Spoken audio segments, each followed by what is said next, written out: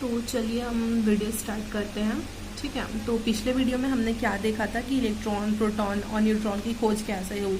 और इलेक्ट्रॉन और प्रोटॉन की खोज तो हमारी इसके विसर्जन नलिका है, इससे हुई थी। ठीक है, प्रोटॉन और न्यूट्रॉन और इलेक्ट्रॉन की खोज विसर्जन नलिका के द्वारा हुई थी। और हमारी न्यूट्रॉन की खोज किसके द्वारा हुई थी?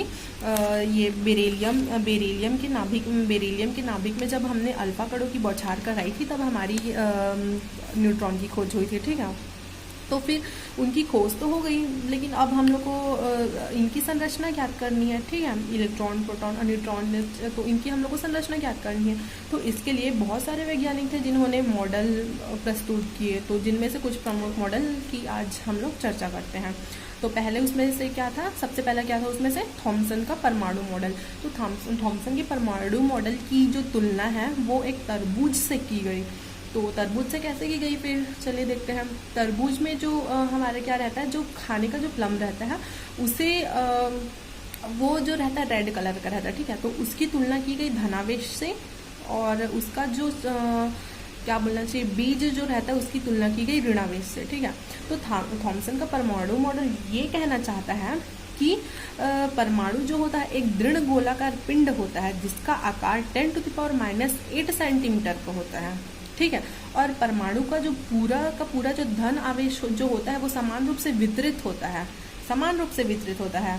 आप खुद ही एज्यूम करके देखिए, ये एक तरबूज है। ठीक है, तो ये धनावेश, इसका जो रेड वाला पोर्शन है समान रूप से वितरित है, लेकिन उसका जो बीज होता है वो बीच बीच में कहीं भी छिटका हुआ रहता है।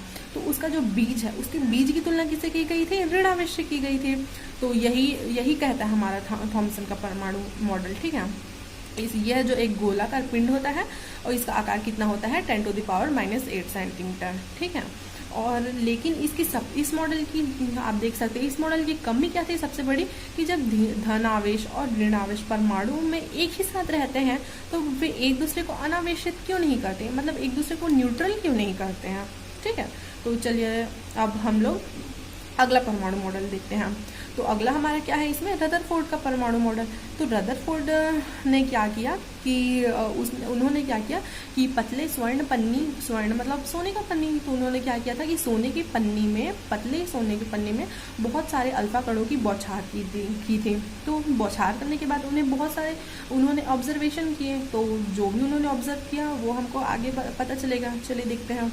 तो पहला इसमें क्या था कि अधिकांश अल्फा कण जो होता है स्वर्ण पन्नी से टकराकर सीधी रेखा में ही निकल जाते हैं, तो आर पार नहीं निकल जाते हैं। जैसे कि आप यहाँ देख सकते हैं, ये हमारा जिंक सल्फाइड का पर्दा है, ये स्वर्ण पन्नी है, सोने की पन्नी, और यहाँ से हम लोग बहुत सारे अल्फा कण यहाँ से इसको सीधी रेखा में जा रही, इसको छिद्र करके जा रही है। ठीक है, तो अब सेकंड हम लोग देखते हैं। सेकंड इसका क्या था ऑब्जर्वेशन। तो सेकंड इसमें क्या बोलता है, कुछ अल्फा कण स्वर्ण पर्णी से टकराकर विभिन्न कोणों पर विक्षेपित हो जाती है। अल्फा कण यहाँ से आया, ठीक है, ऐसे आया तो विभिन्न कोणों पर विक्षेपित हो गया। कोई आ रहा है ऐसे विक्षेपित हो रहा है, कोई आ रहा है ऐसे विक्षेपित हो रहा है, कोई आ रहा है ऐसे, मतलब किसी भी दिशा में विक्षेपित हो जा रहे हैं। और फिर थर्ड क्या बोलता है इसमें, बहुत कम, लगभग अल्फा कण, लगभग 20,000 में से एक अल्फा कण जिस दिशा से गया है उसी दिशा में वापस आ रहा है। मतलब इधर से गया है तो इधर से ही रिवर्स हो जा रहा है। कहने का मतलब क्या है, इस दिशा में गया तो इसी दिशा में जा रहे हैं और इसी दिशा में से वापस लौट के आ जा रहा है। ठीक है, तो इन प्रेक्षणों के आधार पर रदरफोर्ड ने निम्नलिखित निष्कर्ष निकाले। तो पहला क्या था इसमें, परमाणु का अधिकांश भाग खोखला और आवेशहीन होता है, इसी कारण अधिकांश अल्फा कण सीधे निकल जाते हैं। तो ये जो हमारा स्वर्ण पन्नी है, तो पहले निष्कर्ष में हमने यही देखा था कि अधिकांश अल्फा कण स्वर्ण पन्नी से टकराकर सीधी रेखा में आर पार निकल जाते हैं। तो जब स्वर्ण पन्नी जो हमारा जो परमाणु है उसका भाग, अधिकांश भाग खोखला है, तभी ना वो सीधा जा रहा है, और सीधा ही जा रहा है ना, बिना विक्षेपित हुए। तो फिर ये था हमारा पहला निष्कर्ष। और फिर दूसरा निष्कर्ष हमने क्या पढ़ा, फिर उसके बाद दूसरे निष्कर्ष में हमने क्या पढ़ा था, कुछ अल्फा कण स्वर्ण पर्णी से टकराकर विभिन्न कोणों पर विक्षेपित हो जाते हैं। तो फिर फिर सेकंड इसमें परिणाम ये निकाले थे रदरफोर्ड ने कि परमाणु जो है हमारा कि परमाणु जो है हमारा वो धनावेशित होता है, ठीक है।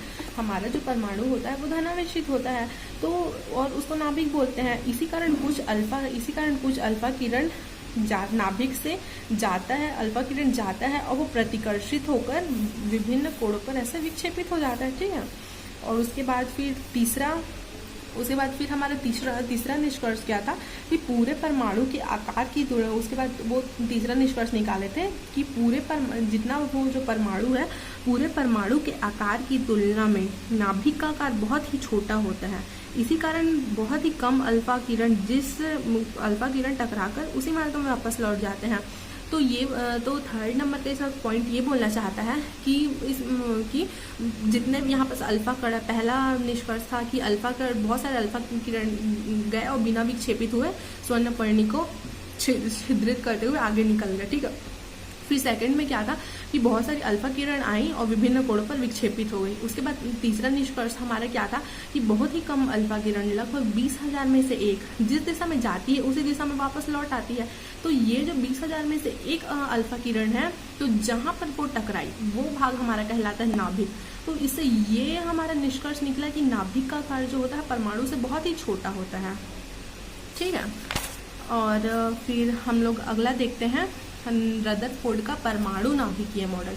इससे पहले हमने क्या देखा था, आप देख सकते हैं यहाँ पर परमाणु का रदरफोर्ड का नाभिकीय मॉडल, और अभी हम लोग क्या देख रहे हैं, रदरफोर्ड का परमाणु नाभिकीय मॉडल। तो स्वर्णपन्नी पर अल्फा कणों के विक्षेपण को आधार मानकर रदरफोर्ड ने परमाणु का नाभिकीय मॉडल प्रस्तावित किया, जिसके प्रमुख बिंदु निम्न है। उन्होंने क्या बताया कि कोई भी परमाणु है उसका उन्होंने क्या बताया कि ये जैसे परमाणु, ठीक है, कोई भी परमाणु उसका पूरा द्रव्यमान उसके नाभिक पर, इस छोटे से बिंदु पर ही केंद्रित होता है, और ये जो नाभिक होता है वो धनावेशित होता है, ठीक है, और इसको हम लोग नाभिक बोलते हैं। तो उन्होंने ही इसको नाभिक नाम दिया। और परमाणु के तुलना में ये जो परमाणु है, परमाणु के आकार की तुलना में नाभिक का आकार बहुत ही छोटा होता है, ठीक है। और फिर तीसरा इसमें निष्कर्ष क्या निकाला कि अलग अलग परमाणु, जैसे कि इसमें हम लोग लेते हैं सोडियम और नाइट्रोजन और सोडियम, तो अलग अलग परमाणुओं में उपस्थित धन आवेश की मात्रा और प्रोटॉनों की संख्या दोनों ही अलग अलग होती है, ठीक है। और उसके बाद फिर हमारे इसमें चौथा निष्कर्ष क्या निकला कि नाभिक के चारों, उसके बाद निष्कर्ष निकलता है कि नाभिक है हमारा, मान लीजिए हमारा ये नाभिक है, तो इसके चारों ओर इलेक्ट्रॉन जो होते हैं वो गति करते रहते हैं, ठीक है। और इसके जो नाभिक होता है उसमें धनात्मक कण पाया जाता है, जिसको हम लोग प्रोटॉन बोलते हैं। और ये जो धनावेश कण होते हैं वो इलेक्ट्रॉन को संतुलित करने का काम करते हैं। और फिर इसमें पांचवा निष्कर्ष ये था कि परमाणु में उपस्थित इलेक्ट्रॉन तीव्र गति से नाभिक के चारों ओर गति करते रहते हैं, और ठीक है। तो ये बोलता है कि ये जो धनावेशित है, ये नाभिक है, नाभिक के चारों ओर हमारे इलेक्ट्रॉन जो है वो ऐसे गति करते रहते हैं, ऐसे सतत रूप से गति करते रहते हैं। फिर छठवां हमारा ये बोलता है कि ये जो इलेक्ट्रॉन गति कर, ये नाभिक और इलेक्ट्रॉन है, ठीक है, इलेक्ट्रॉन ऐसे तो गति कर ही रहे हैं, तो इनके जो बीच है ये रिक्त, मतलब खाली जगह पाया जाता है, ठीक है, इसमें।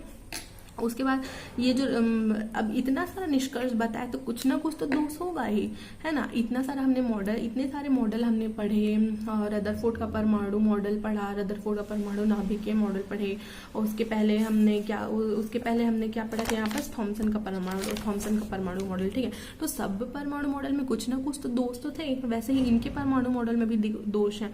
तो पहला क्या है, इसमें परमाणु के स्थायित्व की व्याख्या नहीं है। तो रदरफोर्ड के अनुसार रदरफोर्ड ने क्या बताया था कि ये नाभिक है, ठीक है।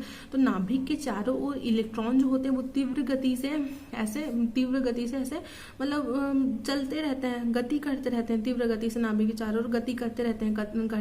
तो इतना गति कर रहे हैं तो उनका तो ऊर्जा तो क्षय होता ही होता है, ठीक है। लगातार वो ऊर्जा को उत्सर्जन कर रहे हैं तो ऊर्जा क्षय होगा।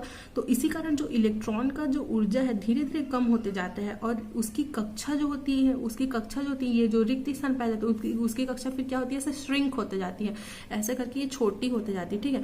तो ये अगर ये श्रिंक होगी तो एक टाइम ऐसा आएगा कि ये जो इलेक्ट्रॉन इधर है वो तो नाभिक में गिर ही जाएगा, ठीक है। तो फिर पहला इसमें यही बताता है कि परमाणु के, तो इसी कारण ये परमाणु के स्थायित्व की व्याख्या नहीं कर पाता, मतलब ये स्टेबल ही नहीं है, ठीक है ना। उसके बाद फिर हम लोग सेकंड देखते हैं, इसमें परमाणु के रेखीय स्पेक्ट्रम की व्याख्या नहीं होती है। तो रदरफोर्ड ने जैसे कि हम लोग को बताया था कि ये जो वो है क्या बोलना चाहिए, इसमें ये नाभिक है, ठीक है। तो नाभिक के चारों ओर इसमें इलेक्ट्रॉन ऐसे गति कर रहे हैं। तो रदरफोर्ड के अनुसार हमारा जो परमाणु है वो क्या सतत स्पेक्ट्रम बना रहा है, जबकि प्रयोगों के आधार से तो ये पता चला है कि परमाणु रेखीय स्पेक्ट्रम बनाता है। तो ये जो हमारा फैक्ट है इससे भी ये अब दूर हो जाता है, ठीक है। तो उसके बाद फिर अब हम लोग अगला पढ़ेंगे परमाणु संख्या या परमाणु क्रमांक। तो किसी भी परमाणु के नाभिक में क्या पाया जाता है, हमारा न्यूट्रॉन पाया जाता है और प्रोटॉन पाया जाता है, ठीक है। और नाभिक के चारों ओर हमारा क्या पाया जाता है, इलेक्ट्रॉन पाया जाता है, ठीक है।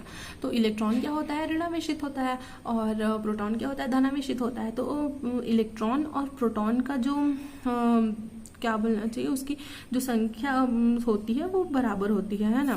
किसी भी परमाणु में उपस्थित प्रोटॉनों की संख्या और कोशों में उपस्थित इलेक्ट्रॉनों की संख्या दोनों बराबर होती है ना, और उसको ही हम लोग परमाणु क्रमांक कहते हैं। और इसको हम लोग किससे प्रदर्शित करते हैं, Z से प्रदर्शित करते हैं।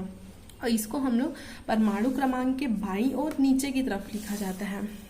ये देख सकते हैं, जैसे कि ये परमाणु क्रमांक है, परमाणु क्रमांक इज इक्वल टू क्या हो जाता है, नाभिक में उपस्थित प्रोटॉनों की संख्या इज इक्वल टू कोशों में उपस्थित इलेक्ट्रॉनों की संख्या। तो तो जैसे ये परमाणु क्रमांक है, मान लीजिए जैसे ये हाइड्रोजन है, ठीक है। तो हाइड्रोजन का परमाणु क्रमांक कितना होता है, ये 1 हो गया। और हीलियम का लेना है तो हीलियम का परमाणु क्रमांक क्या होता है, 2 होता है। तो इस तरीके से लिखा जाता है।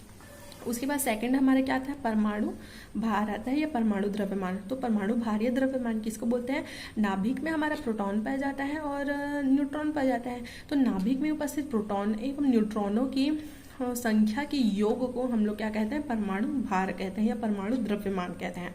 और हम लोग इसको किससे प्रदर्शित करते हैं, ए से प्रदर्शित करते हैं। तो परमाणु भार मतलब A is equal to P plus N, प्रोटॉनों की संख्या या प्लस न्यूट्रॉनों की संख्या। और हम लोग को पता है कि प्रोटॉनों की संख्या और न्यूट्रॉनों की संख्या दोनों की संख्या बराबर होती है, ठीक है। तो चलिए अब कुछ एग्जाम्पल देख लेते हैं। तो इस क्वेश्चन में क्या बोलता है, बेरिलियम में प्रोटॉनों की संख्या 4 है एवं उसका परमाणु भार कितना है, 9 है। तो उसमें न्यूट्रॉनों की संख्या ज्ञात कीजिए। तो हम लोग को यहाँ पर से देखिए ये पता है formula, A is equal to P plus N होता है। तो A is equal to P plus N. तो A हमारा यहाँ क्या दिया, परमाणु भार यहाँ पर कितना दिया हुआ है, 9 दिया हुआ है। तो 9 इज इक्वल टू, और न्यूट्रॉन की संख्या हम लोग को क्या करनी है, ज्ञात करनी है न्यूट्रॉन की संख्या। और प्रोटॉन की संख्या यहाँ पर 4 है। तो यहाँ पर साइड, उसके बाद हम लोग साइड चेंज करेंगे तो n इज इक्वल टू क्या हो जाएगा, n-4। तो n इज इक्वल टू 5 आ जाएगा। तो ये हो गया हमारा न्यूट्रॉन की संख्या यहाँ पर हमारी ज्ञात हो गई, ठीक है। उसी प्रकार देखिए ये भी है। तो इन सब को आप लोग एक बार सॉल्व कर लीजिएगा, बहुत इंपॉर्टेंट है। आप इसका स्क्रीनशॉट भी ले सकते हैं, देखिए बहुत इंपॉर्टेंट है। एक बार ये सब आप सॉल्व करके ज़रूर देखिएगा, ठीक है। उसके बाद फिर अब हमारा अगला आता है गतिज ऊर्जा। गतिज ऊर्जा क्या होता है, हाफ mv²। ये तो हम बचपन से ही पढ़ते आ रहे हैं, ठीक है। और v इज इक्वल टू होता है u प्लस AT, और ठीक है। तो इसको हम लोग आगे पढ़ते हैं, आगे इसका बताती हूँ मैं। समस्थानिक, तो समस्थानिक किसको बोलते हैं, ऐसे तत्व जिनका परमाणु क्रमांक समान होता है किंतु परमाणु भार भिन्न भिन्न होता है, उसको हम लोग क्या बोलते हैं, समस्थानिक बोलते हैं, ठीक है। जैसे कि प्रोटियम, ड्यूटीरियम, ट्राइटियम। तो इसमें क्या है, इसका परमाणु क्रमांक सबका सेम है। देखिए परमाणु क्रमांक हमने अभी पढ़ा कि परमाणु क्रमांक को किसी तत्व के नीचे की ओर, बाईं ओर नीचे की तरफ लिखते हैं। तो इसमें परमाणु क्रमांक इसका भी 1 है, इसका भी 1 है, इसका भी 1 है, लेकिन इसका परमाणु भार भिन्न भिन्न है। जैसे कि आप देख सकते हैं 1, 2 और 3, ठीक है। तो फिर ये हमारे क्या कहला है, समस्थानिक। वैसे ही यूरेनियम का देखिए 92, लेकिन दोनों का परमाणु भार भिन्न भिन्न है। 235 हो गया और इसका कितना हो गया, 238 हो गया। वैसे ही उसी टाइप से हम लोग क्लोरीन का देखते हैं। क्लोरीन के 2 समस्थानिक होते हैं। परमाणु इसका संख्या सेम है 17, लेकिन इसका परमाणु भार भिन्न भिन्न है, एक का 35 और एक का 37 है। ठीक है। और सेकंड अब हमारा क्या आता है, संभारिक। तो संभारिक क्या होता है, ऐसे तत्व जिनका परमाणु भार अलग अलग होता है, लेकिन परमाणु संख्या अलग अलग होता है, लेकिन परमाणु भार सेम होते हैं। तो इसका एग्जाम्पल है आर्गन, पोटेशियम, कैल्शियम। तो आर्गन का परमाणु क्रमांक कितना होता है, 18 होता है, इसका 19 होता है, इसका 20 होता है, लेकिन इसका परमाणु भार देखिए सबका सेम है, 40 40 40। ठीक है। उसके बाद अब हमारा आता है समन्यूट्रॉन। ये सब याद रखिएगा, बहुत इंपॉर्टेंट है, एग्जाम में आते हैं। और फिर अगला अब हमारे क्या आता है, समन्यूट्रॉनिक। तो ऐसे तत्व जिनका परमाणु क्रमांक एवं परमाणु भार भिन्न भिन्न होता है, किंतु न्यूट्रॉनों की संख्या समान होती है, तो उनको हम लोग क्या बोलते हैं, समन्यूट्रॉनिक बोलते हैं। जैसे कि सिलिकॉन हो गया, फास्फोरस हो गया, सल्फर। तो इसका परमाणु क्रमांक है 14, 15, 16, और इन लोगों का परमाणु भार है क्रमशः 30, 31, 32। तो जैसे हमने पिछले अभी थोड़ी देर 2-3 मिनट पहले देखा है कि परमाणु भार कैसे निकालते हैं। ठीक है। परमाणु भार की सहायता से प्रोटॉन, न्यूट्रॉन कैसे निकाला जाता है।